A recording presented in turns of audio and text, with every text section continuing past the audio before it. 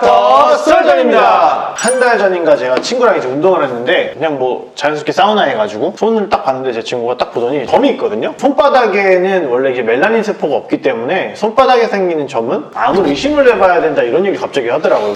근데 그런 게 실제로 있어요. 근데 성형외과에서 그 대표적인 게 세 개밖에 없어요. 그러니까 다 이게 피부암인데 말씀하신 이게 결국 이제 악성 흑색종이라고 해서 그렇지. 외국과는 다르게 우리나라 사람들은 한 60% 이상이 손바닥, 발바닥 이런 데에 생겨요. 손 발톱에도 생기잖아. 그거는 흑색조 거기서 이제 또 발전을 하는 거고 이게 문제가 뭐냐면 심한 경우에는 정말 죽을 수도 있어서 다른 피부암은 그냥 잘라내면 거의 다 끝인데 요건 이제 진짜 전이가 돼가지고 문제가 되는 거잖아요. 실제 생존율이 생각보다 낮아요. 드라마 그레이나무트에서 보면 거기 여자 주인공 중에 이지라는 여자가 있어요. 그분이 동시에 이제 등인가 어딘가 이제 점이 발생을 하면서 환각을 경험하기 시작해. 나중에 알고 보니까 이 흑색종이 머리에 전이가 된 거야. 그게 측두엽에 전이가 되니까 약간 시각적인 그리고 청각적인 전이가 되면 생존하는 확률이 너무 낮아져요. 네. 그래서 또 이게 요새 또 핫하게 얼마 전에 이슈가 있었어. 손가락에 뭐 곰봉지가 있으면 폐암을 의심한다. 이것도 이따가 같이 다룰 거긴 한데 그래서 이처럼 이제 구독자 여러분들도 이제 집에서 혹은 이제 주변 사람들한테 이게 있으면은 암일 수도 있다 라고 하는 거를 제가 딱 몇 가지만 좀 가져왔어요. 첫째로 표피 낭종.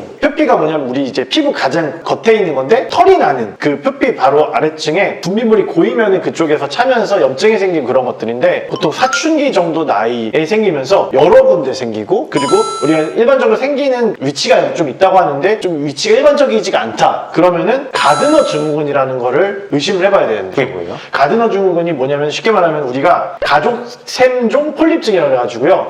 페밀리알 하이퍼폴리포토시스인가? 그 대장 내시경 하면 그거 엄청 징그럽게 네. 폴립이 많은 거. 폴립이 그 아데노마가 너무 많아가지고 그냥 대장 전체에 쫙 깔린 게 있어가지고 저희가 그때 학생 때 배웠을 때는 이거는 예방적으로 대장을 다 잘라낸다고 들었어요. 젊은 나이에 그렇게 흔하게 생기진 않거든요. 흔하게 생기지도 않고 보통 하나 하나 정도가 생기거든요. 네. 근데 이게 그렇게 가드너 증후군이랑 뭔가 이렇게 유전적으로 연관이 되어 있기 때문에 이런 식으로 피부에 발현이 될 수도 있다고 하더라고요. 그래가지고 그런 게 있으신 분들은 한번 확인을 한번 해보셔야 될 것 같아요. 첫 번째로 그렇고요. 두 번째는 혀에 오돌토돌하게 뭐가 많이 나시는 분들이 있을 수도 있어요. 혓바닥에 이제 묘코살 뉴로마라 그래가지고 오돌토돌하게 여기 보면은 되게 조그맣게 뭔가 이렇게 좁쌀처럼? 네, 좁쌀처럼 이렇게 살짝 돋아다니는 게 있는데요. 이런 게 있는 분들이 어떤 명이 있을 수 바늘이 아니라 그거보다는 큰 거지. 다르죠. 그렇죠. 근데 이거는 보이죠, 이거는 사이즈가. 없어지지가 않는 거죠. 근데 이게 다발성 내분비 샘 종양, 우리가 멀티플 엔도크라인 네오플라이자라 그래가지고 저희가 맨2, 보통 이런 게 있어요. 그게 이제 여러 가지 호르몬이라든지 내분비 질환에 이제 암이 같이 생길 수 있는 그런 증후군 같은 건데요. 쉽게 말하면은. 근데 이게 부갑성선 뇌하수체 부신의 종양이 생길 때 그러니까 호르몬과 관계된 기관 쪽에서 종양들이 생긴다는 거예요? 그렇죠. 그거를 보통 이제 같이 생기는 그런 묶음의 종양이 있는데 그것에 또 하나의 증상으로 이렇게 혓바닥에 이렇게 오돌토돌하게 생기는 거. 그러니까 이게 있으신 분들은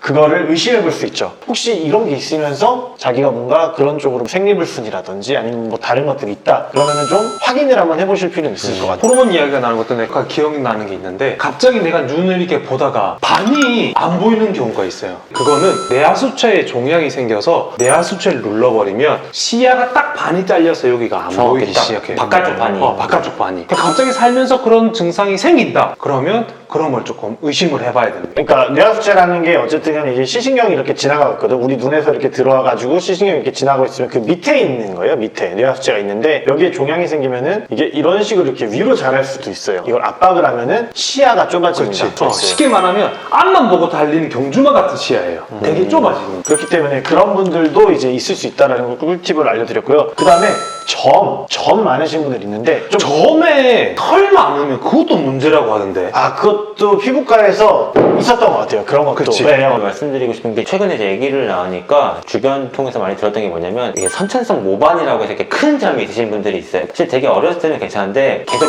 주의 깊게 봐야 되는 게 그게 좀 사이즈가 좀 어느 정도 이상으로 커지거나 모양이 좀 대칭적인 비대칭적으로 나타나게 되면 그게 아까 처음에 말씀드린 악성 흑색종으로 정말 더 큰 암으로 발전을 할 수도 있어서 좀 예방적으로 절제를 하기도 해요. 혹시나 우리 얘기가 있다면 좀 주의 깊게 좀 관찰해 주셔야 될 것 같고. 네. 제가 이제 점 중에 제일 저희 과에서 이제 제일 많이 보는 점이 이제 카페올의 반점이라고 있어요. 실제로 커피색? 우리 커피색처럼 생겨가지고 모양도 약간 마지는 예쁜데 뭔가 약간 길쭉길쭉하니 생기고 그거는 한 개, 두 개 생기는 게 아니라 몸 곳곳에 여러 군데 발성으로. 있단 진짜 말이에요. 이거는 보통. 교과서적으로는 참 많이 들어봤다. 그래서 이 반점이 있으신 분들은 이제 신경섬유종증이라고 있어요. 이제 목에 유전이 보통 되는 몸에 오돌오돌 네, 몸에 생기는 거. 오돌오돌해가지고 이거는 몸뿐만 아니라요 얼굴에도 막 다 나요. 이거는 어쨌든 간에 그런 유전적인 그런 성향이 있는 전신적인 질환이기 때문에 척추도 엄청 휘어 있고 그 다음에 이제 뇌종양이 있을 확률이 매우 높아요. 그러니까 그런 환자분들이 이제 그 혹을 떼려고 사실 대학병원 성형외과에서 많이 하거든요. 되게 좀 안타까운 게 뭐냐면 이게 사실 되게 많으시니까 환자분은 되게 많이 좀 제거를 하고 싶어요. 한 번 오실 때마다. 근데 저희가 그걸 다 못 해드리는 이유가 이 정해진 보험 수가나 그런 개수에 제한이 있어갖고 한 번 할 때 개수 몇 개를 많이 못 떼드려요. 그러면 많이 좀 한 번에 도움 못 드리는 게 항상 속상하더라고요, 저는. 그래서 이렇게 신경섬유종증 같은 경우에는 또 우리 몸에 말초신경 어디에도 다 생길 수가 있기 그렇죠. 때문에 꼭 이렇게 반점 중에 뭔가 근데 사실 색깔은 되게 좋아요. 색깔은 되게 커피 색깔이어가지고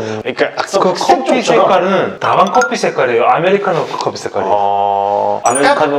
카페 모카 색깔, 카페 모카. 그다음 이런 분들 중에 또 겨드랑이에 주근깨. 근데 사실 이런 분들은 대부분 유전이기 때문에 다 알고는 있어요. 자기 그쵸. 스스로가. 혹시라도 이제 주변에 이게 있는데 뭐 놓치는 분이 있다든지 아니면은 이제 본인도 한번 확인을 해보셔가지고 좀 이렇게 점이 좀 뭔가 특이하다 이러면 한번 확인을 해보실 필요가 꼭 있어요. 그리고 네 번째로 이렇게 접히는 부위에 시커멓게 색깔이 변하시는 분들이 있어요. 때가 아니고? 네, 때가 아니라. 정말 그거 옛날에 오늘은 내가 또 듣기로는 박테리아 감염이 있으면 이런데 시커멓게 뭐가 생긴다던데. 그런 분들은 아마 뭔가 위생적으로랑 연결이 좀 있을 수도 있는데 이게 아카토시스 나이그리칸인가 나이그리안가 그렇게 이렇게 정식 명칭이 있어요. 지금 이걸 왜 말씀드리냐면 이게 위암에서 나타날 수 있는 피부 병변이라고 하더라고요. 그래서 혹시 접히는 부위 목 뒤뿐만 아니라 겨드랑이라든지 아니면 사타구니 이런데 시커멓게 색깔이 좀 변하면서 그게 곰팡이 균이에요. 맞다. 곰팡이가 균이 있어서 이렇게 생기는 질환들이 있거든. 그래서 이런 게 있으면서 내가 뭔가 속도 좀 많이 불편하고 좀 그렇다 그러면 나이 상관없이 위장암 계열 쪽을 진단적으로. 네, 검사를 한번 받아보시는 걸 추천을 드리고요. 그리고 이런 거 있는 환자분들 중에 또 다른 원인 중에 하나가 이제 당뇨가 있으신 분들 그리고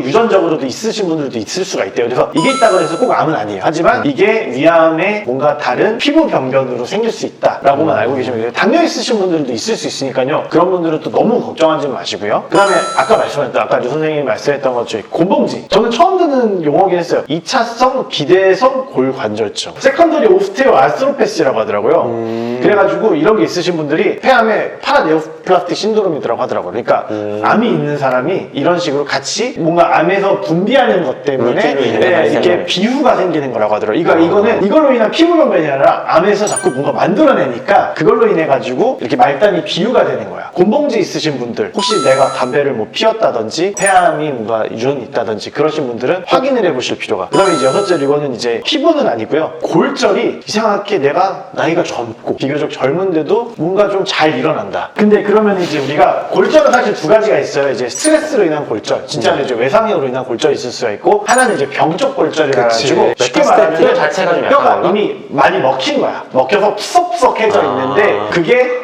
이제 버틸 만큼 버티다가 우리가 집이 무너지듯이 퍽싹하고 주저앉아버리는 거예요. 쉽게 보통 말하면. 척추에 제일 많이 생기거든. 그렇죠. 폐라든지 유방 같은 경우에는요, 우리가 림프 순환하든지 이제 그 정맥을 순환할 때 척추랑 그걸 같이 연결이 돼 있거든요. 보통은 이 척추골절이 오는 경우는 그쪽에서 오는 경우가 상당히 많아요. 그래서 내가 이상하게 별로 크게 다친 적도 없는 것 같은데 뼈가 잘 부러진다든지 뭔가 골절이 좀 쉽게 일어난다. 그러면은 이거는 생각보다 우리가 생각하는 것처럼 그렇게 흔한 일은 아니기 때문에 꼭 전신적인 검사를 받아보시긴 해요. 근데 어차피 병원 가면은 뭔가 이거는 좀 이상하다. 왜냐면 모양이 좀 이상하긴 하거든요. 꼭 확인을 해보는 그런 필요가 있고요. 그 다음에 이제 멀티플 마이로마라죠. 다발성 골수종 같은 경우에도 이제 뼈를 주로 침범하는 질환이기 그치. 때문에 이런 것들도 일종의 혈액암이지만 어쨌든 간에 뼈가 잘 골절이 일어날 수가 있어서 그런 것들을 좀 확인해 보실 필요가 있다고 생각이 들어요. 그래서 오늘 이렇게 저희가 이제 쉽게 우리가 일상생활에서 이런 게 있으면은 암을 한 번쯤 의심해 볼 수 있는 것들을 저희가 이제 찾아봤는데요. 근데 확실하게 알아두셔야 돼요. 이게 있다고 해서 암이 아니라 확률 확률 싸움이지만 어쨌든 간에 이런 게 있으면은 이럴 수도 있다라는 내용이기 때문에 이걸 꼭 잊지 않으셨으면 하고요. 그러니까 쉽게 설명드리면 암 환자들을 찾아보니까 이런 증상들이 많다는 거지 이게 있다고 암으로 가진 않는다는 그렇죠. 거죠. 예, 그런 인과관계가 있기 때문에 한번 좀 확인해 보라고 이제 조언을 해주는 그런 습관을 가지셨으면 합니다. 그래서 또 더 궁금한 거 그리고 요즘 또 댓글에도 또 많이들 올려주시더라고요. 우리 생각보다. 세종대왕님